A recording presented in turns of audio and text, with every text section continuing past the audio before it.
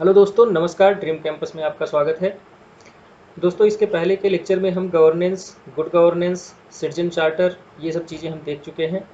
आज के लेक्चर में हम देखेंगे सोशल ऑडिट क्या होता है। जैसा कि हमने पिछले लेक्चर में बताया था कि जो सिटीजन चार्टर है उसको इम्प्रूव करने का एक बहुत ही अच्छा माध्यम है जो कि है सोशल ऑडिट। तो दोस्तों, आज हम देखेंगे कि सोशल ऑडिट क्या है। लेकिन लेक्चर में आगे बढ़ने से पहले दोस्तों एक छोटी सी निवेदन है कि अगर आप मेरे चैनल पे नए हैं और अभी तक सब्सक्राइब नहीं किए हैं तो प्लीज़ सब्सक्राइब कर लीजिए और बेल आइकन को प्रेस करके ऑल नोटिफिकेशन वाला ऑप्शन को सेलेक्ट कर लीजिए, ताकि जैसे ही हम लाइव आएंगे तो आपको नोटिफिकेशन मिल जाएगा, या फिर आप उन सारे वीडियोज़ और लेक्चर्स को देखने के लिए एबल होंगे जो कि हमारे चैनल पे ऑलरेडी चल रहे हैं या फिर अपलोड किए जा चुके हैं। ओके दोस्तों, तो चलिए शुरू करते हैं। सबसे पहले एक क्वेश्चन को देखते हुए शुरू करते हैं। क्वेश्चन है, despite increasing awareness of beneficiaries, social audit have not plays a significant role in reducing malpractices and detecting irregularities. Discuss how can social audits be made more effective.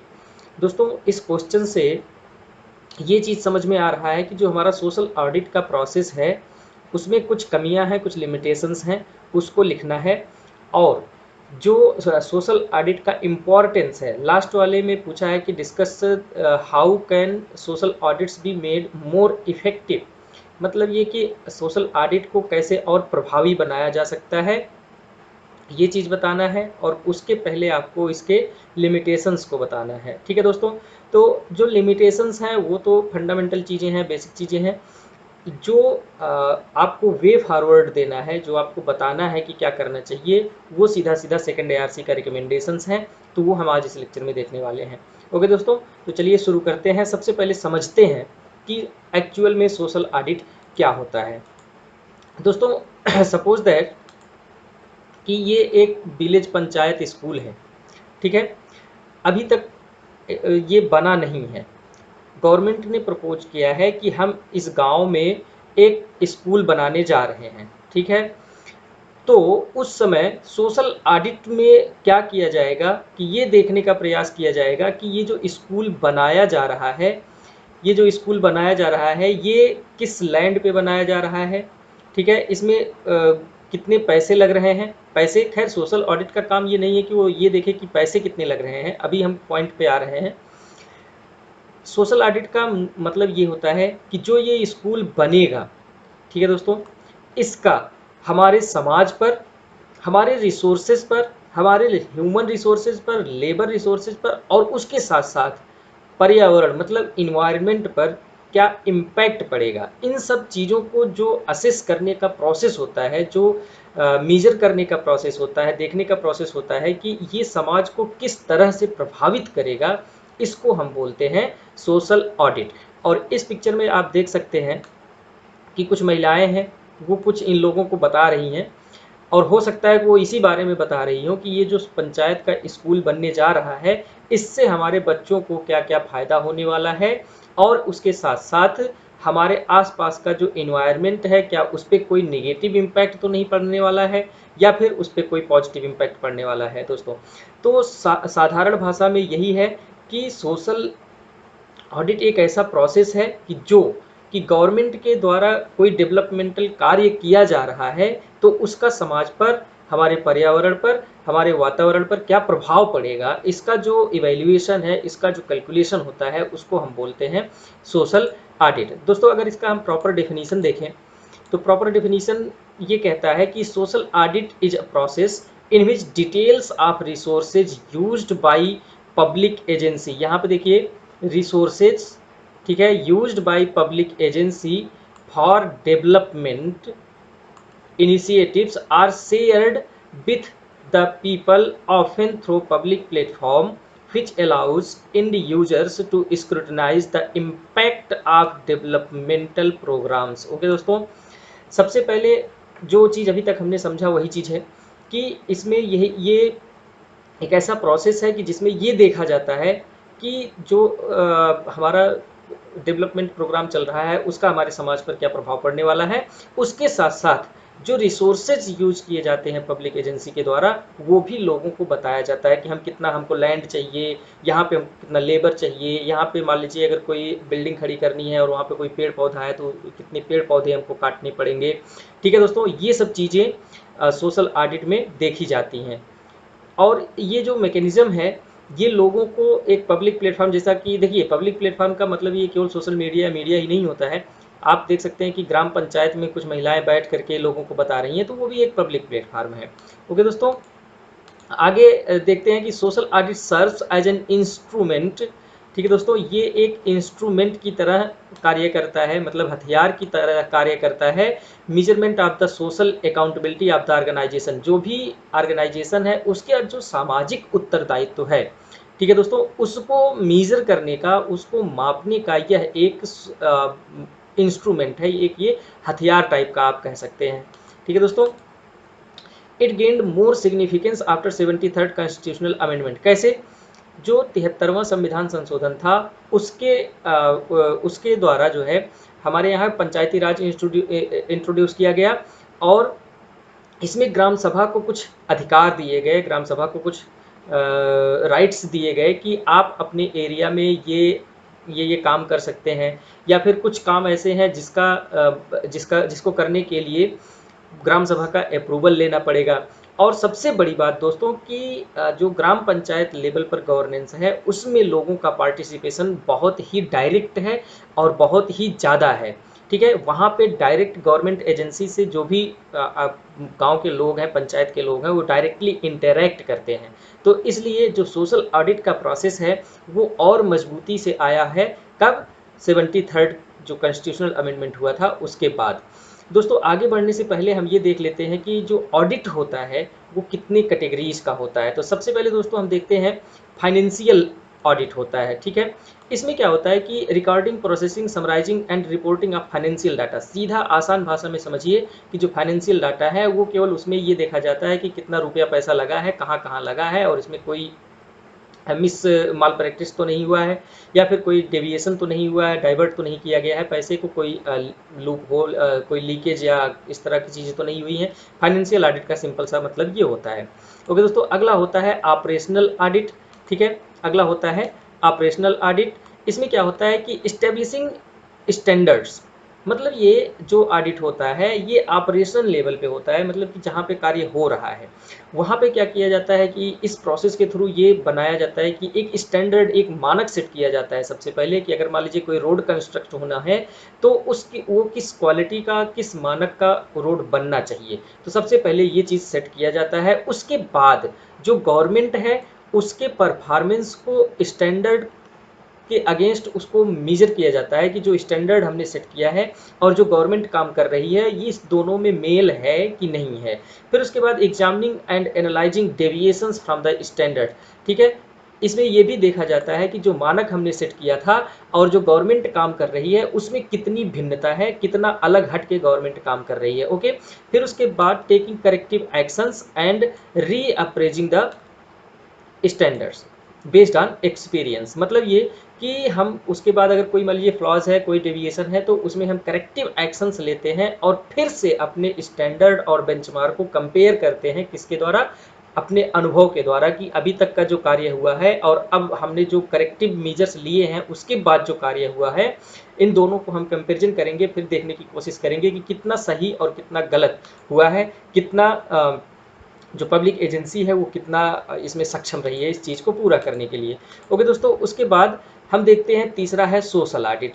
यही हमारा main मुद्दा है, main point है आज का। तो social audit का जो मेन कार्य होता है, it provides an assessment of the impact. देखिए ये बार बार ये शब्द आ रहा है, impact of departments of non financial objective. Okay दोस्तों, जो हमारा ऑपरेशनल है, जो हमारा फाइनेंशियल ऑडिट है, उसमें कहीं ना कहीं फाइनेंशियल ऑब्जेक्टिव होता है, लेकिन जो सोशल ऑडिट होता है ये पूरी तरह से नॉन फाइनेंशियल ऑब्जेक्टिव्स होता है। इसमें जितने भी प्रतिभागी हैं, जितने भी स्टेक होल्डर्स हैं, उनकी बातों को सुना जाता है। वो ये देखने का प्रयास करते हैं कि जो काम हो रहा है उसका सामाजिक प्रभाव क्या है, ठीक है, उसका पर्यावरण पर क्या प्रभाव है, उसका हमारे ह्यूमन पर क्या प्रभाव है, ह्यूमन राइट्स पर क्या प्रभाव है। ओके दोस्तों, social audit covers wide horizon, जैसा कि हमने बात किया wide horizon of the stakeholders as its report revolve around the ethics. Okay दोस्तों, ethics, labour, environment, okay, human rights, community, society and statutory compliances. ठीक है, compliances का मतलब ये होता है कि अगर आपको कोई चीज़ कहा गया है तो आप उसको पूरा कर रहे हैं कि नहीं कर रहे हैं। तो आप देख सकते हैं यहाँ पे कि जो सोशल ऑडिट है उसका जो ऑब्जेक्टिव है, उसका जो उद्देश्य है, वो नॉन फाइनेंशियल ऑब्जेक्टिव्स जो हैं गवर्नमेंट के, उसको मेजर करना है, उसको मापना है, उसको देखना है। ठीक है दोस्तों, आगे बढ़ते हैं। सबसे पहले आप देखते हैं कि सोशल ऑडिट जैसे चीज़ का हमें ज़रूरत क्या है। ठीक है, तो इसका ज़रूरत इसलिए है कि to assess the investments in the social development programmes which are very large. सबसे पहला जो इसकी इसकी ज़रूरत है, क्योंकि जो सोशल डेवलपमेंट में इन्वेस्टमेंट करती है गवर्नमेंट, वो बहुत ज़्यादा अमाउंट है। और ऐसे अमाउंट को, इतना ज़्यादा अमाउंट को अगर बिना मेजर किए, बिना असेस किए, बिना ऑडिट किए ही अगर छोड़ दिया जाएगा तो जो उसमें करप्शन है, जो डेविएशन का चांस है, वो बहुत ज़्यादा बढ़ जाता है। तो इसलिए जो इन्वेस्टमेंट सोशल डेवलपमेंट के लिए किया जा रहा है उसको असेस करने के लिए सोशल ऑडिट की हमें आवश्यकता है। इसके साथ साथ culture of the social audit को बनाने के लिए, एक कल्चर डेवलप करने के लिए सोशल ऑडिट की ज़रूरत है हमें। मतलब ये कि हर सोशल डेवलपमेंट जो प्रोग्राम चल रहे हैं उसके बाद उसका सोशल इम्पैक्ट देखा जाए, उसका सामाजिक प्रभाव देखा जाए, इन्वायरमेंट पर और ह्यूमन राइट्स पर, ह्यूमन पर। ठीक है दोस्तों, और इथिकल मोरल उसका प्रभाव देखा जाए। ऐसा एक कल्चर ही डेवलप कर देना है कंट्री में, ये सोशल ऑडिट का इसलिए, इसकी वजह से हमको ज़रूरत है। ठीक है दोस्तों, अगला है स्ट्रेंथनिंग द ग्राम सभा closest institution of the two the beneficiaries. इससे क्या होता है, देखिए सोशल ऑडिट का जो दायित्व होता है, सोशल ऑडिट करने का जो ड्यूटी होती है, वो ऑलमोस्ट ग्राम सभा पर होती है।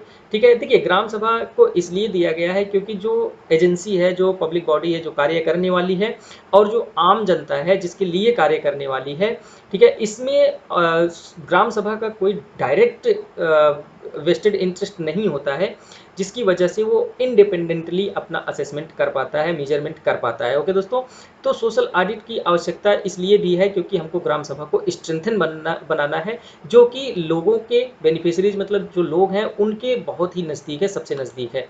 ओके, अब देखते हैं कि जो पिलर्स हैं, जो बेसिक प्रिंसिपल्स हैं सोशल ऑडिट के, वो कौन कौन से हैं।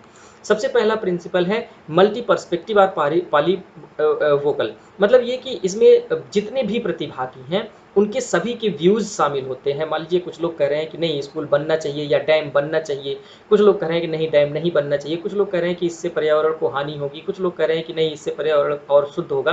तो इससे सोशल ऑडिट का जो पहला पिलर है वो यही है कि मल्टी पर्सपेक्टिव होना चाहिए, कि बहुत सारे लोगों का व्यू, बहुत सारे लोगों का पॉइंट ऑफ थिंकिंग, ये सब चीज़ें इंक्लूड होती हैं सोशल ऑडिट में।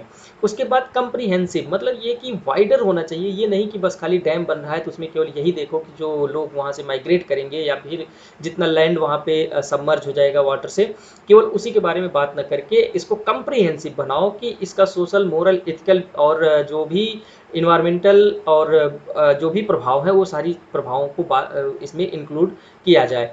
अगला है मल्टी डायरेक्शनल होता है सोशल ऑडिट। मतलब ये जैसे कंप्रिहेंसिव है उसी तरह से ये भी एक पॉइंट है कि मल्टी डायरेक्शनल होता है, कि कई डायरेक्शंस में सोचता है। अगला है इसको रेगुलर होना चाहिए, ये नहीं कि एक बार जब प्रोग्राम स्टार्ट हुआ उस टाइम पे सोशल ऑडिट हुआ, उसके बाद बरसों बरसों तक वैसे ही चल रहा है, उसके बाद कोई सोशल ऑडिट नहीं किया गया। उसके बाद कंपैरेटिव होना चाहिए। कंपैरेटिव का मतलब दोस्तों ये होता है कि दो तरह का कंपैरिजन करना चाहिए। एक तो ये कि अगर उसी तरह का कोई प्रोग्राम किसी और डिपार्टमेंट के द्वारा चलाया जा रहा है तो आप उससे कंपेयर कीजिए कि वो काम कैसे कर रहा है और हम कैसे काम कर रहे हैं। दूसरा जो कंपेरिजन होता है वो ये होता है कि एक बेंचमार्क सेट कीजिए कि हमको इस बेंचमार्क पे काम करना है, और उससे कंपेयर कीजिए कि हम उस बेंचमार्क पर कहाँ तक पहुँच रहे हैं। ओके दोस्तों, अगला जो है वो है verified, specially third party verified social audit होना चाहिए। मतलब ये कि जो सर्विस प्रोवाइडर है और जो बेनिफिशरीज है, इन दोनों के अलावा कोई थर्ड पार्टी हो जो इसका मेजरमेंट करे, जो इसको इस सोशल ऑडिट को कंडक्ट करे। ओके दोस्तों, तभी वो वेरीफाइड हो पाएगा। अगला है डिस्क्लोज्ड, मतलब ये कि जो भी हमको फाइंडिंग्स मिल रही हैं, जो भी हम उसमें मान लीजिए कि कोई प्रोग्राम है उसमें जो भी चीज़ें मिली कि हमको इसमें इतने लोगों को माइग्रेट करना पड़ेगा, यहाँ से इतने पौधे काटने पड़ेंगे, इतना लैंड चाहिए, ये सब इंफॉर्मेशन आम जनता के सामने डिस्क्लोज कर देना चाहिए, उनको बताना चाहिए। ठीक है, ये पिलर्स हैं सोशल ऑडिट के। ओके, अब देखते हैं कि इसका महत्व क्या है, सोशल ऑडिट का महत्व क्या है। सबसे पहला महत्व यही है कि एनहांस रेपुटेशन। कैसे? अगर कोई गवर्नमेंट बॉडी है और वो काम कर रही है, कोई भी सोशल डेवलपमेंट वर्क कर रही है, और उसका सोशल ऑडिट करने के बाद ये पता चलता है कि जो मोटिव है, जो गवर्नमेंट का उद्देश्य है, वो सोशल डेवलपमेंट है, सोशल सिक्योरिटी है और लोगों की भलाई के लिए है। इससे क्या होगा कि जो सरकार का रिप्यूटेशन होता है वो बढ़ता है कि सरकार जो है सिटीजन फ्रेंडली है और सिटीजन सेंट्रिक है। ओके, अगला है alerts policy makers to stakeholders trends. मतलब ये कि सोशल ऑडिट में ये पता चल जाएगा कि जो हमारे स्टेक होल्डर्स हैं, यानी कि जो हमारे बेनिफिशरीज हैं, जो आम जनता है, उनका ट्रेंड क्या है, वो चाहते क्या है। अगर मान लीजिए आप कोई डैम बनाना चाह रहे हैं, लेकिन जो वहाँ के लोग हैं वो कह रहे हैं कि नहीं, हमको डैम नहीं चाहिए, हमको कुछ और चाहिए, सिंचाई की कोई और व्यवस्था कर दीजिए। ठीक है, तो इससे जो पॉलिसी मेकर्स हैं, माने कि जो हमारा लेजिस्लेचर है, उससे एक अलर्टनेस मिल जाएगी कि अच्छा ठीक है, डैम यहाँ बनाने की उतनी आवश्यकता नहीं है, क्योंकि यहाँ के लोग क्या चाहते हैं कि कुछ और व्यवस्था कर दी जाए। तो इससे केवल एक ही क्षेत्र में नहीं, हर क्षेत्र में इस तरह का अलर्टनेस पॉलिसी मेकर्स को मिल सकता है। ठीक है, अगला है अफेक्ट पॉजिटिव ऑर्गेनाइजेशनल चेंज।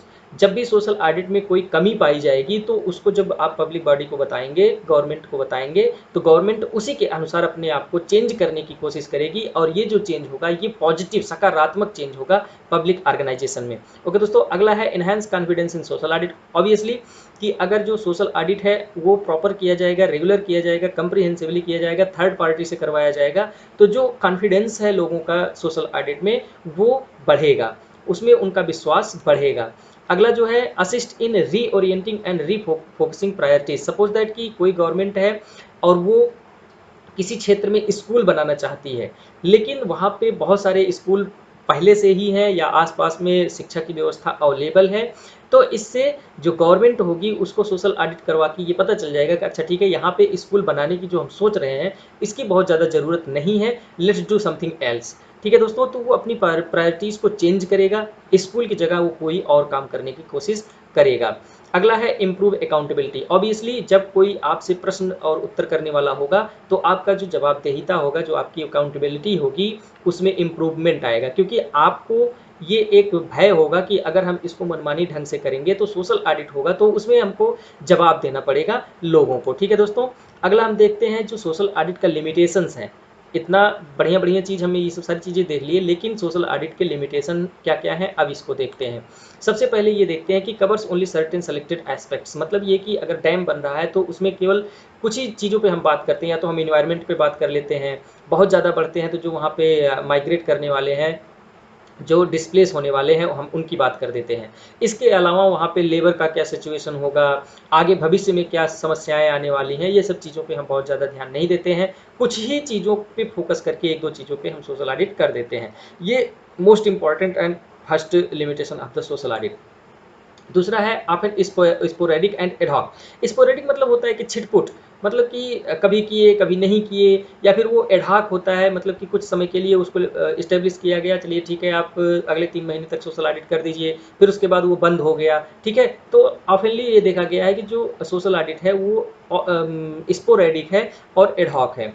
उसके बाद findings can not be generalised over entire population. देखिए दोस्तों, होता क्या है कि गुजरात में कोई डैम बन रहा है तो वहाँ पे जो सोशल ऑडिट करवाया गया उसको जनरलाइज कर दिया जाता है कि ये और जगह पे जो डैम बन रहे हैं वहाँ पे भी यही यही इश्यूज होंगे और यही यही सोशल ऑडिट के फाइंडिंग्स मिलेंगे। लेकिन ये ठीक बात नहीं है, क्योंकि हर जगह की हर जगह की अपनी समस्या होती है, वहाँ का अपना क्लाइमेट होता है, वहाँ के लोगों की अपनी आवश्यकताएं और अपेक्षाएं होती हैं। तो इसलिए जो सोशल ऑडिट होना चाहिए वो अलग अलग प्रोजेक्ट के लिए, अलग अलग जगह के लिए अलग अलग होनी चाहिए और इंडिपेंडेंट होनी चाहिए। ओके दोस्तों, अगला जो है monitoring is informal and unprocessed.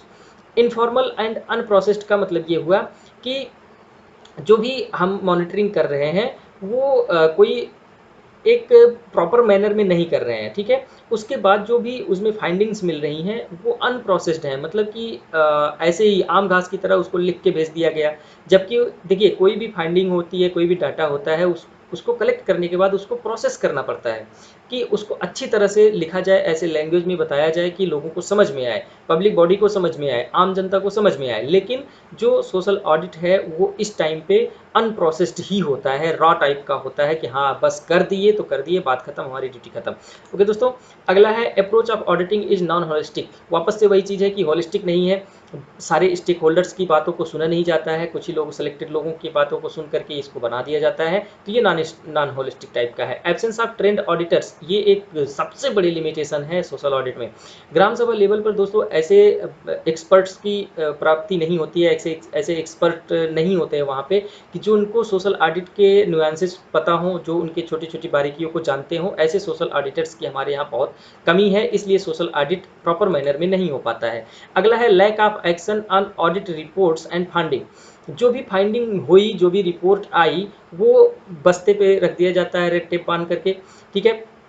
उस पर कोई एक्शन लिया ही नहीं जाता है गवर्नमेंट के द्वारा। क्यों क्यों क्योंकि इस पर कोई बहुत ज़्यादा इसकी लीगल बैकिंग नहीं है कि हमने जो रिपोर्ट दिया है उस पर सरकार क्यों काम नहीं कर रही है, इसकी कोई बहुत ज़्यादा अकाउंटेबिलिटी नहीं है, इसके लिए बहुत ज़्यादा अकाउंटेबल नहीं होती है पब्लिक बॉडी।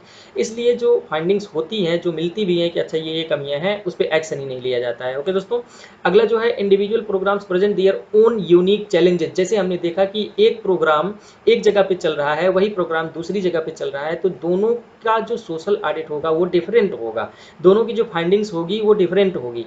इसी तरह से जो एक प्रोग्राम है, मान लीजिए डैम है, डैम प्रोग्राम का अलग इम्पैक्ट पड़ेगा, नदी जोड़ों का प्रोग्राम का अलग प्रभाव पड़ेगा, ठीक है दोस्तों। उसके साथ साथ अगर कोई रोड बनाया जा रहा है, कोई स्कूल बनाया जा रहा है, तो जो भी प्रोग्राम्स चल रहे हैं सबके अलग अलग चैलेंजेस होते हैं। तो जो सोशल ऑडिट होना चाहिए, अलग अलग प्रोग्राम का, अलग अलग एरिया का अलग अलग होना चाहिए। ये इतने लिमिटेशंस हैं सोशल ऑडिट के।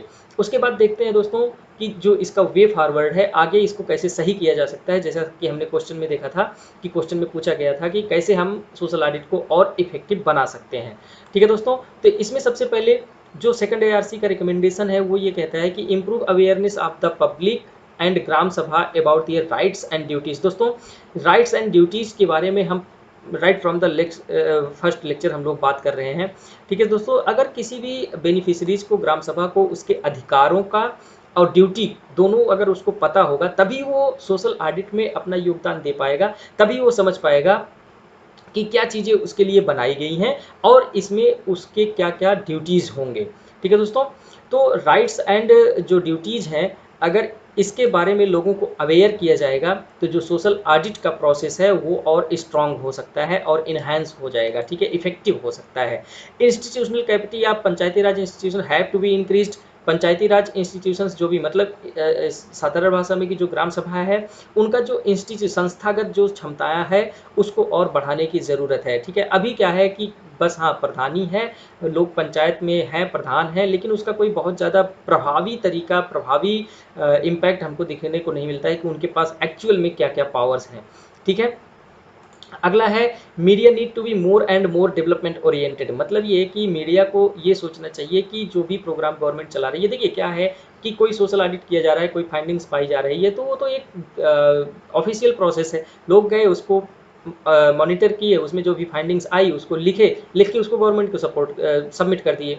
लेकिन यहाँ पे मीडिया का क्या काम होना चाहिए कि इसको अपना TRP बढ़ाने के लिए इशू ना बनाए, उसको डेवलपमेंट ओरिएंटेड ऐसा होना चाहिए कि वो भी जो भी फाइंडिंग्स हैं उसको एज सच ईमानदारी से, बिना प्रोसेस किए, बिना उसको अल्टर किए, आप लोगों के सामने रखिए, लोगों को अवेयर कीजिए ताकि वो जान पाए, समझ सकें कि उनका जो सोशल ऑडिट प्रोसेस है वो सही है कि नहीं सही है और इसमें क्या इंप्रूवमेंट करने की आवश्यकता है। ओके दोस्तों, अगला है recognise and reward the members who have contributed to the process of strengthening demand system and improve service delivery.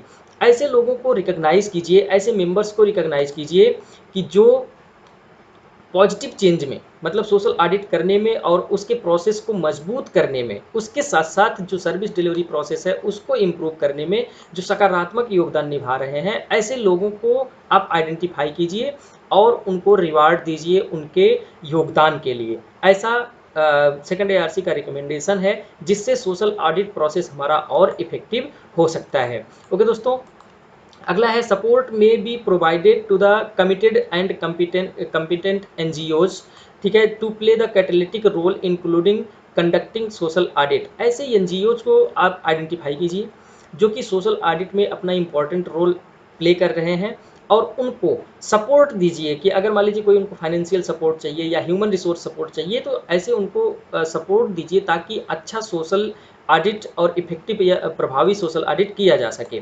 ठीक है दोस्तों, अगला है develop and institutional framework for the organising putting them on the internet. Okay दोस्तों, institutional मतलब संस्थागत कोई ऐसा फ्रेमवर्क आप डेवलप कीजिए, ठीक है, ताकि जो भी सोशल ऑडिट की फाइंडिंग्स है उनको इंटरनेट पे रखा जा सके। ओके दोस्तों, अगला है promoting proactive disclosure of information to facilitate social audit. ठीक है, ऐसे प्रोएक्टिव एक्शंस लीजिए, ठीक है, जो एडवांस एक्शंस लीजिए जो कि इंफॉर्मेशन है सोशल ऑडिट का उसको प्रमोट किया जा सके। कहाँ पे, मान लीजिए कि इंटरनेट पे रखना है, सोशल मीडिया पे रखना है, न्यूज़ में रखना है, तो ऐसी गतिविधियों को आप क्या कीजिए, प्रमोट कीजिए।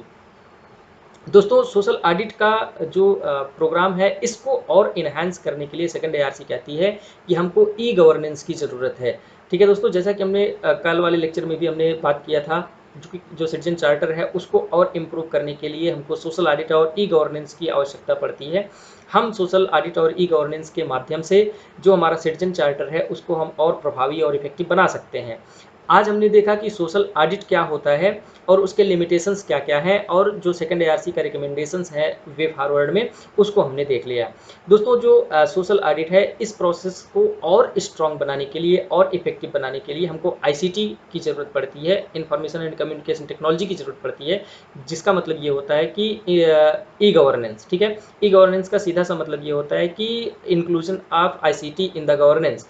ठीक है दोस्तों, अगर देखिए बार बार हम यही बात कर रहे हैं कि सोशल ऑडिट को जो भी उसकी फाइंडिंग्स हैं उसको डिस्क्लोज कीजिए, जिसमें लोगों को ये पता चल सके कि उनके लिए जो प्रोग्राम बनाया जा रहा है कितना प्रभावी है और उनके ऊपर क्या प्रभाव डालने वाला है।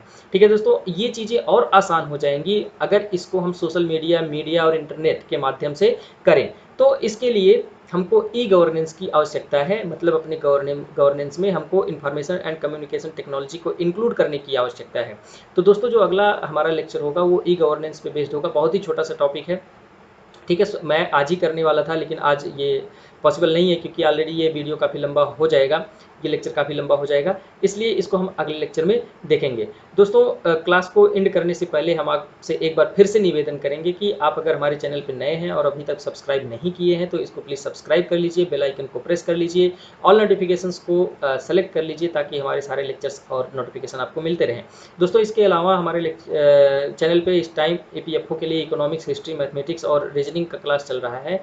अगर आप इंटरेस्टेड हैं तो आप उसको जाके देखिए और रेट कीजिए, रिव्यू कीजिए, कमेंट कीजिए और अपना सब बहुमूल्य सजेशंस हमको दीजिए ताकि हम अपना जो प्रोग्राम है उसको और अच्छा इम्प्रूव कर सकें। ओके दोस्तों, तो हम अपनी क्लास को यहीं पे एंड करते हैं।